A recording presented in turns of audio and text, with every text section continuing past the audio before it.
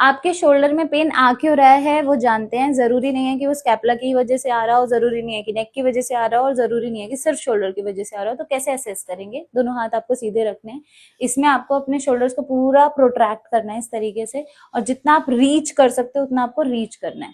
When you reach you will find out कि आपको एक हाथ मतलब ज्यादा आगे जा रहा है, एक हाथ कम।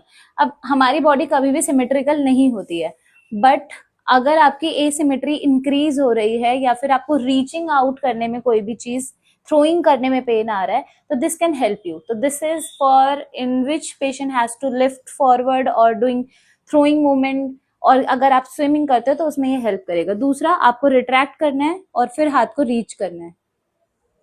अब इसमें आपके शोल्डर की जो मूवमेंट होगी वो चेंज हो जाएगी। इससे आपको क्या समझ में आएगा, जब आपने प्रोट्रैक्ट करके हाथ को रीच किया और आपके शोल्डर मूवमेंट या तो बराबर अगर आ रही है तो वेल एंड गुड, लेकिन अगर बहुत कम हो जा रही है, बहुत आगे पीछे हो जा रहा है, तो इसका मतलब है कि इसमें सिर्फ आपका शोल्डर जॉइंट मूव कर रहा है, आपका स्कैपुला मूव नहीं कर रहा। तो ऐसे केसेस में शोल्डर जॉइंट ओवर यूज्ड होगा, या फिर जिसे हम कहते हैं रेपिटेटिव पेन होना, रेपिटेटिव इंजरी की वजह से पेन होना, तो ऐसी कंडीशन में हो सकता है। तो in this condition you will improve the scapular retraction and protraction, both movement, not only just protraction, ठीक है। and especially in this condition you need to increase the activity of serratus anterior middle and inferior fibers along with tricep. why tricep? ऐसी condition में आपका scapula थोड़ा सा anterior tilt में होता है, ठीक है। एंटीरियर टिल्ट में होने की वजह से एक तो पैक्स तो टाइट होते ही हैं, ह्यूमरस इंटरनल रोटेशन जाता ही है, आपकी बाइसेप भी ओवर टाइट हो जाती है, और आप देखोगे पेशेंट में यहाँ पे टाइटनेस देखने को मिलेगी। मोस्टली शोल्डर इम्पिंजमेंट पेशेंट्स में बाइसेप में यहाँ पे टाइटनेस देखने को मिलती है, या फ्रोजन शोल्डर में भी यहाँ पे टाइटनेस देखने को मिलती है। बट यू कैन डू, आप ट्राइसेप ट्रेनिंग करा सकते हो।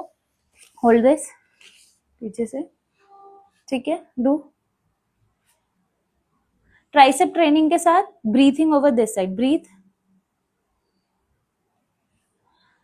अगेन, रिलैक्स, ठीक है। देन आप स्टेबिलिटी कराओगे। Why stability? Because serratus anterior meant for breathing and stability, but that doesn't mean you are only going to train your serratus anterior, you are also going to train your shoulder mobility. अब इसमें आपको shoulder joint को fix रखना है और यहाँ से protraction करना है। कैसे प्रोट्रैक्शन कराओगे? उस पर पुश करो, ठीक है, एंड ब्रीथ, रिलैक्स अगेन। इस कंडीशन में आप इस वाले पैर को पीछे रखोगे राइट साइड के, जिससे कि यहाँ पे एक स्ट्रेच कंडीशन फॉर्म होगी। Now breathe and relax, do it and let me know if it works for you. Thank you.